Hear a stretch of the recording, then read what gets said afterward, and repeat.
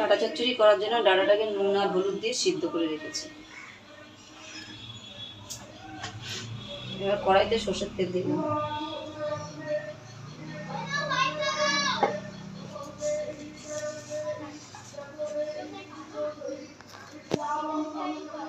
ডাঁটাটা কিছুদিন ঘরে ছিল বলে তাই আমি একটু অল্প ভাপ দিয়ে নিয়েছি। আপনাদের যদি সদ্য আনা ডাঁটা থাকে তাহলে আপনারা কেটে এমনিতেই বসিয়ে দিতে পারেন।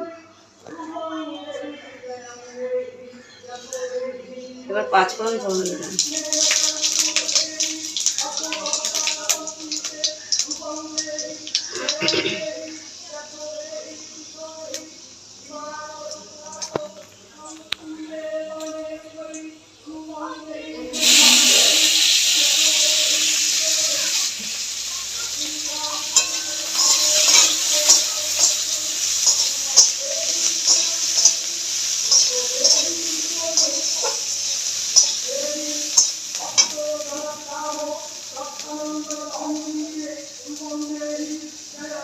আমি এটা সর্ষে বাটা দিয়ে করবো, তাই সর্ষের মধ্যে আমি হলুদ আর নুনটা নিয়ে নিয়েছি।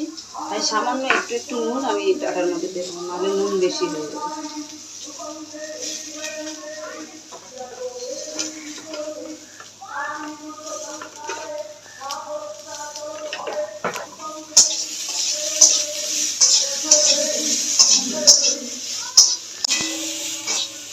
এবার জল দিয়ে দেবো।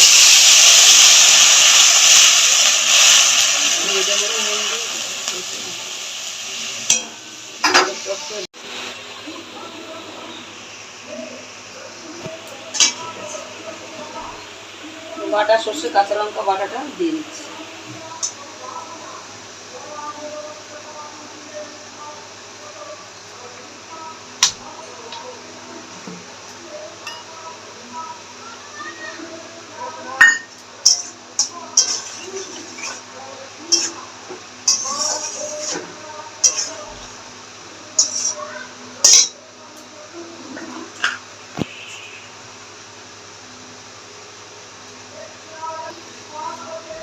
একটু চিনি দিয়ে দেবো।